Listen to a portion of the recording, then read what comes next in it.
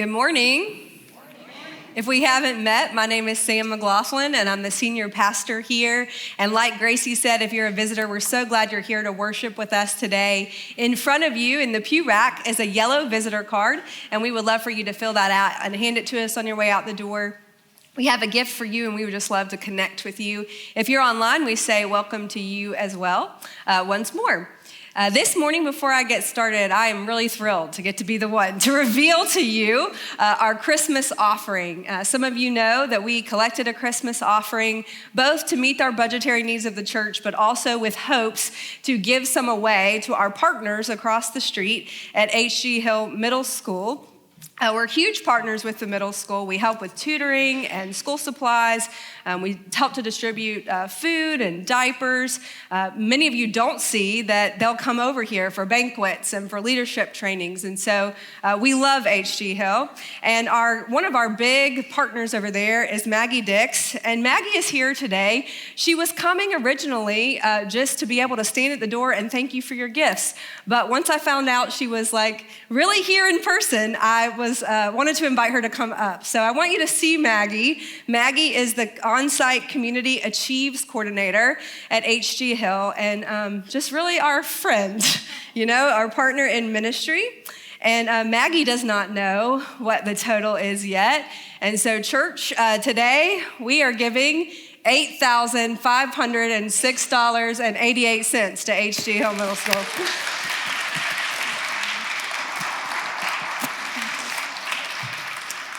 I asked Maggie if she wanted to speak since she was here, so we're going to give her a minute to do that. I will be brief because those of you who know me, I know I am not a person of a few words. And Sam asked me, did you want to be surprised by the number? Do you want me to tell you? I said, no, I want to be surprised. And now I'm kind of rethinking that because I'm a little overwhelmed at that generosity, and I can't thank you enough for it. It will go, did we say this? It's going to build playground equipment. As long as I've been at H.G. Hill, every year I have a list of things I want to do. Get tutors, check. Do food boxes, check. Have a wonderful Christmas. That's the one that you didn't mention, that every student in our school got a gift thanks to your generosity.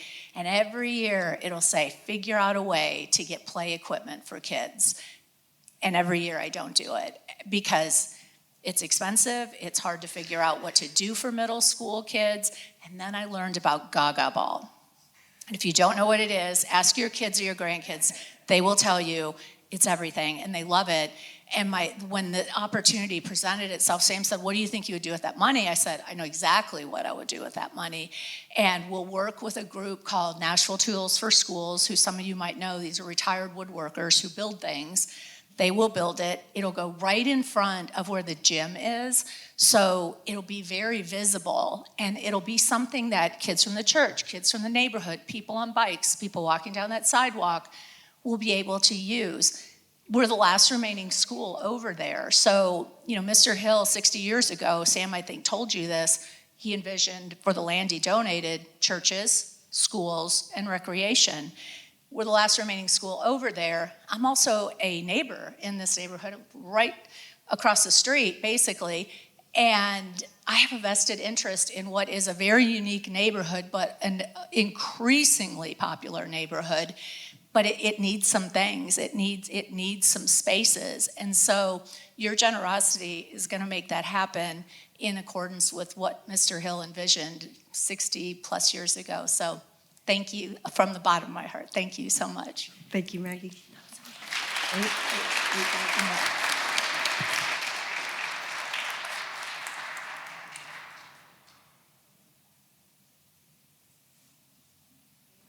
We're going over the cents up here. We want it to be to the dollar, okay?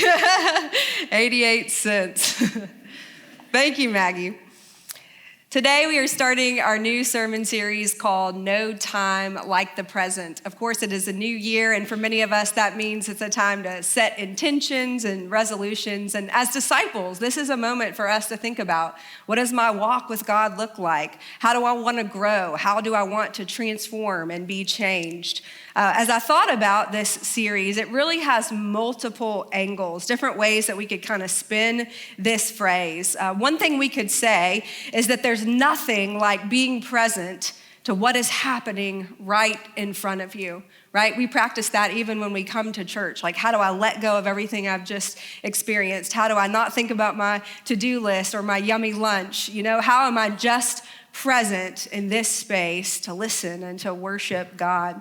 And we do that in so many other ways, right? We get distracted by our phones. We start to move so fast in our lives that we can't even enjoy like the event that we have spent all this time planning for. So what does it look like to be present to what is happening right in front of you? We could say also that there is growth to be found in being present to yourself.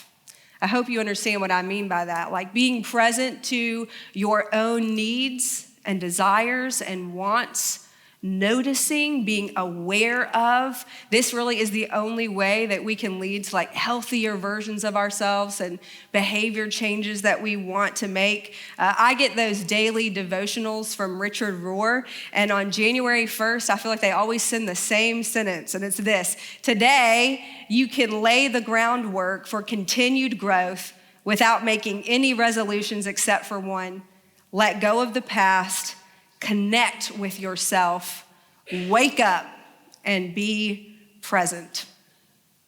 Another way we could think about it is that sometimes we feel like there is no time. Forget like the present, like there is no time, period. We're running out of time. We don't have enough time. We're never gonna get all of these things done. We get stuck in this mindset of scarcity, not having enough, versus abundance, like it's all gonna work out.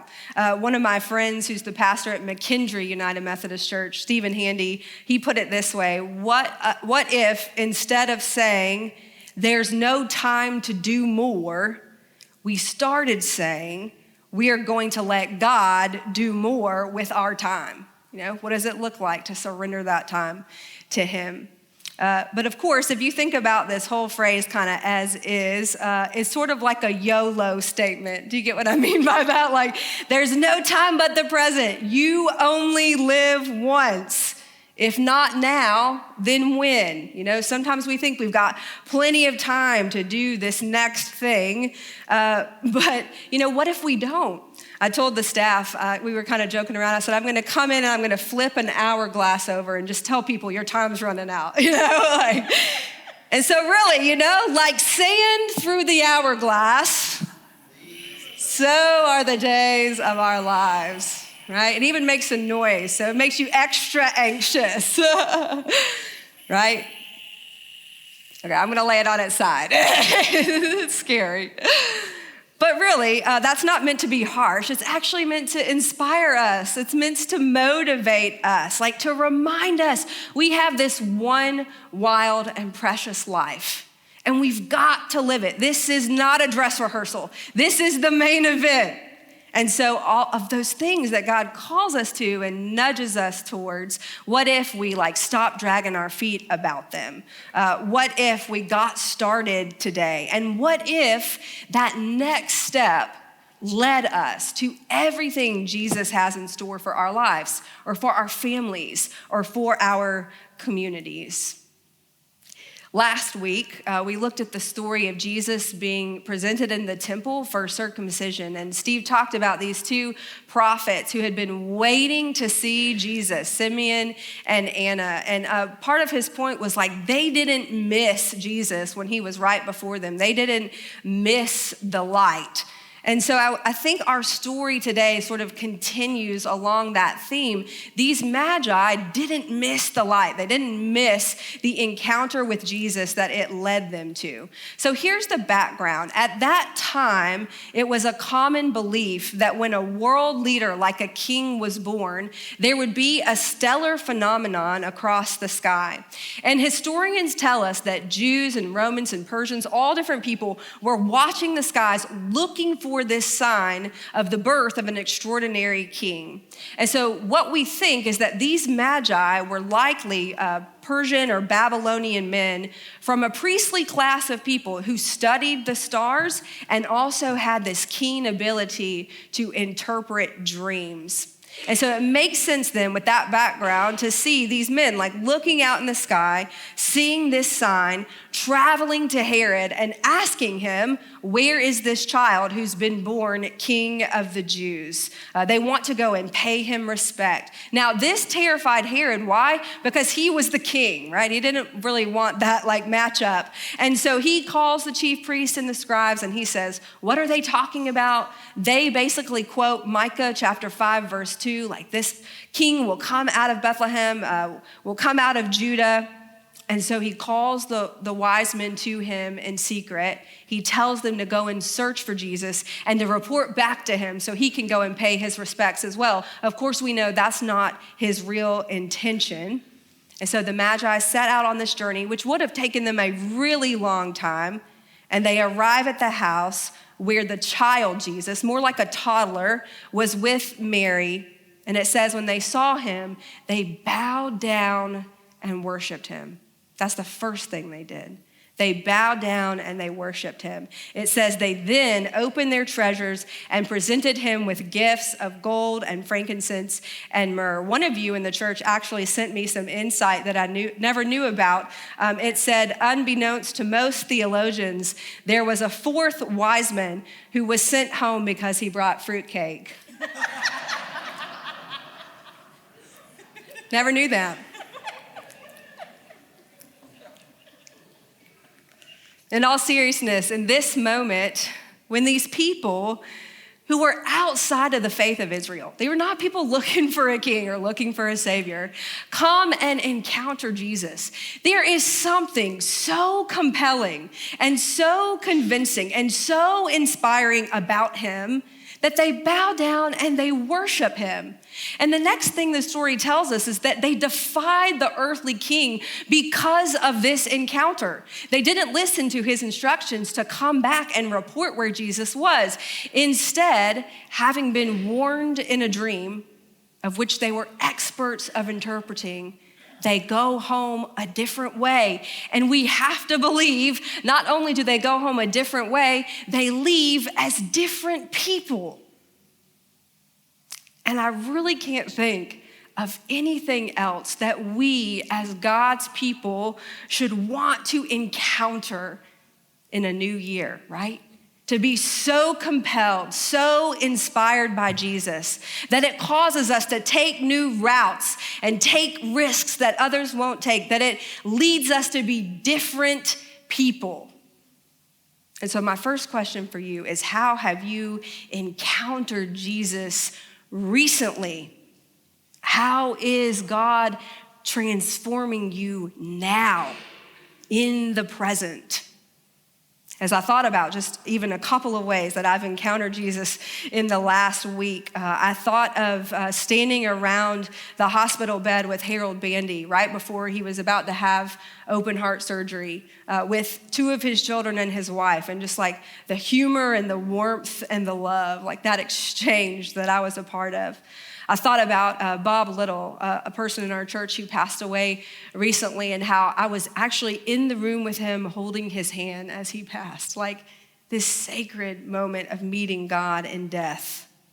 I thought about my family from Austin being here last week, and we went to Cheekwood together one night, and we were standing around fire pits making s'mores.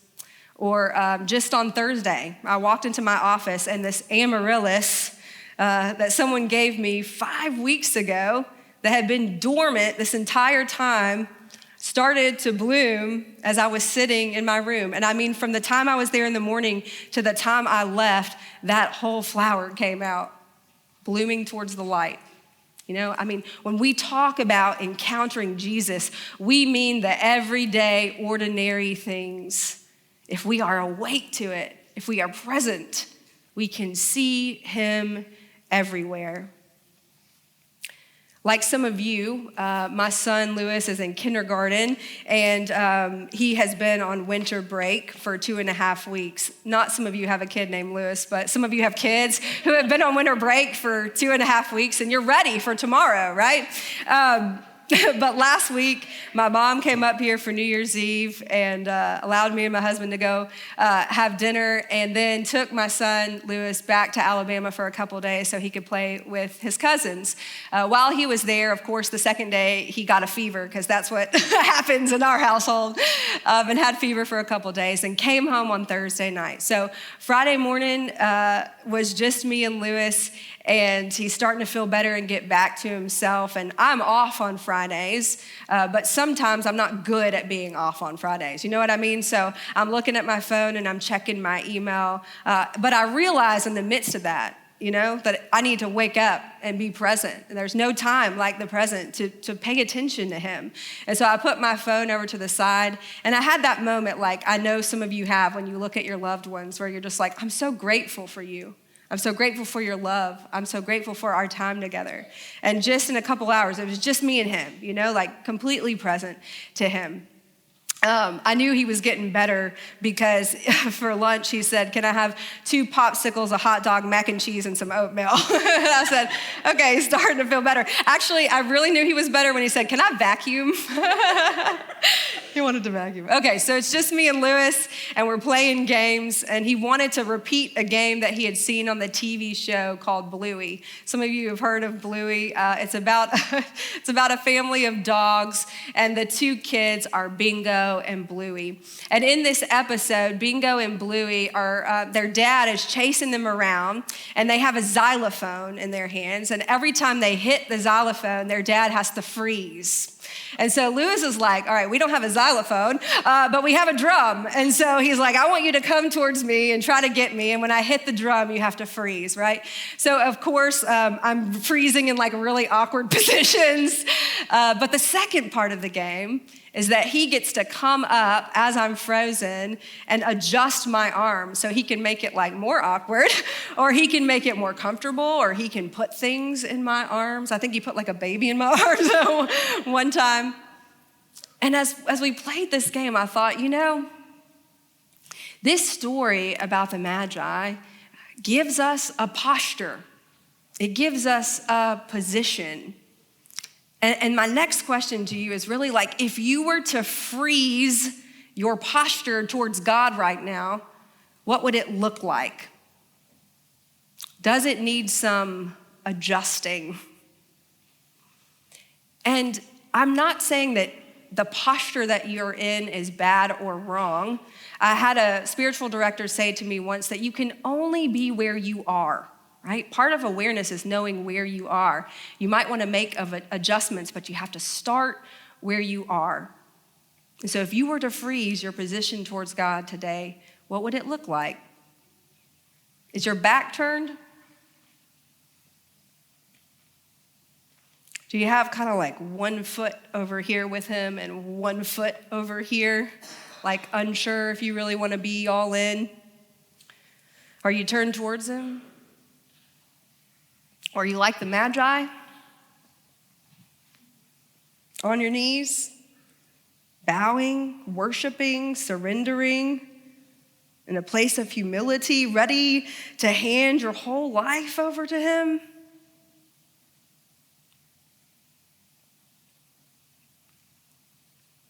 And I thought about this position and just like the level of being at the feet of this toddler. I thought about all the people in Scripture that we read about who are in this very position. The Bible tells us that people brought great crowds of sick and dying and ill people to the feet of Jesus, and he healed them. There was a synagogue leader named Jairus who came and fell at the feet of Jesus because his daughter was sick and dying and begged for healing. There was a woman named Mary, while her sister Martha moved around the kitchen very busy. She came and she sat at the feet of Jesus and she listened. I had never noticed this before, but the resurrection story says that when Jesus came back in resurrected form, the women at the tomb came and fell at his feet and clasped them. Like something changes in us when we put ourselves in this posture of surrendering, of bowing, of worshiping. healing happens. We start to hear God's voice. Resurrection takes place. So what if, church, this was our adjustment? This was our orientation. This is where we started 2024. Bowed at the feet of Jesus, present to him, and ready for all that he has in store for us, no matter how much time we have left. Thanks be to God. Amen.